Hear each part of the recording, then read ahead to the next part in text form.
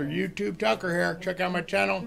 Subscribe. I'm also at 7, The Truth Will Free You 7. I'm a racist. I think it's absurd to try to fight with that. I grew up in this society. I was conditioned by it.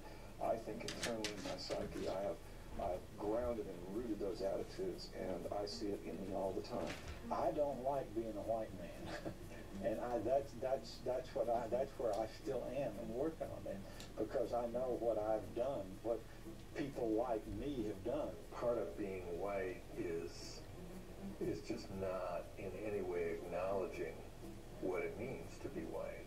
I have a white skin, and that with that white skin comes along a whole mess of privileges that I have, and I don't ask for them, they just are there.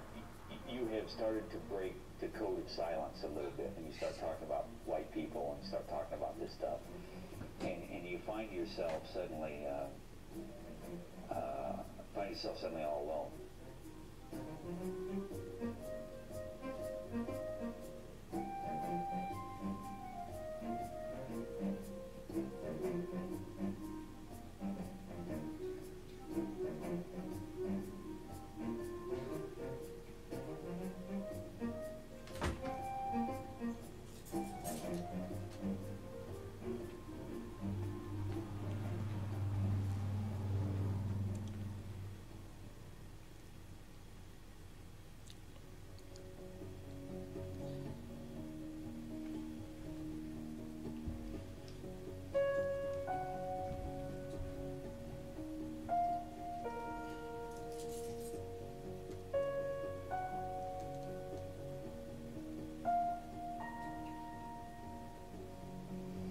Family history, as I understand it, was really, people coming to America as a way of searching for a better life and escaping poverty. It has often seemed to me that also meant escaping their roots, where they came from, that there was a sort of a desire to separate from that and to become something different.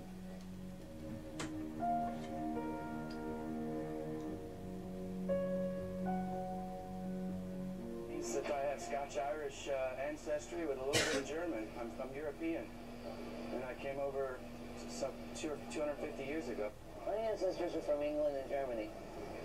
My ancestors are German and Russian and Scottish. In my father's side, it was Irish, and my mother's side, it was probably English, but I don't know a lot about her side. Yeah, no one does. We're all mixed, dumbasses. I got a little Cajun in me. Can you identify as Irish? No, not really. I identify as an American. British, Scotch-Irish. Scotch, that's where my ancestors are from, supposedly, but it hasn't had any impact on me. Doesn't mean anything. I think pilgrims, and I think, where did I come from? I think pilgrims, but... Hello, folks. I was forced out of retirement because of a video that's going around that discusses white privilege and how white people are successful because they cheat. This was put together by the African American Policy something division, where they tell us that they made the video in 2010 and have been using it for decades. I assume they are a time-traveling group that is going to be annoying us for a long time, decades, obviously. This video is so infuriating that parents in a Virginia school district, Glen Valley or something like that, demanded it get shut down, which they are now protesting. The African American group is protesting it, saying we're being censored.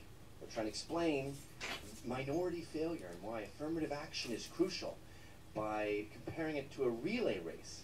So I'm going to watch it with you and explain to everyone with an IQ under 100 why it is really, really stupid. And why these parents are right to shut it down. Structural discrimination, what the hell is it called? The unequal opportunity race. Now, for some reason, they get to start at 1600, when Columbus was involved, I guess. It's Christopher Columbus's fault again. So we start, yeah, they can't go. 1492, sorry. We started in 1492 for some reason. I guess that's when there was the first slave. By the way, there was 12 million slaves sent from Africa. 10 million made it to the New World. America got about 388,000 of them. Brazil should be getting some flack. They're the ones who benefited from this. And we didn't start slavery. We ended it, okay? And we lost 650,000 people ending it. That's 2% of the American population. That's equivalent of 6 million people today. The Civil War is America's Holocaust. So shut up and you're welcome. Okay, so we turn Jewish when we get older. It's 1790 now. And then we throw the money to the next guy. The majority of the poor are white in America, but I guess we have to focus on the winners and explain away the winnings. Look, we just breezed by the Civil War. 650,000 died. And we breezed by the Industrial Revolution when a poor Scot invented the idea of putting a steam engine on his side and invented factory production. Now we've got these people running along, and racism ruins the day. How stupid, I know. Why are you telling kids this? That's child abuse. When you tell kids that the world is against them, you're telling them not to try, you're encouraging crime. Poor schooling, I blame Democrats for that.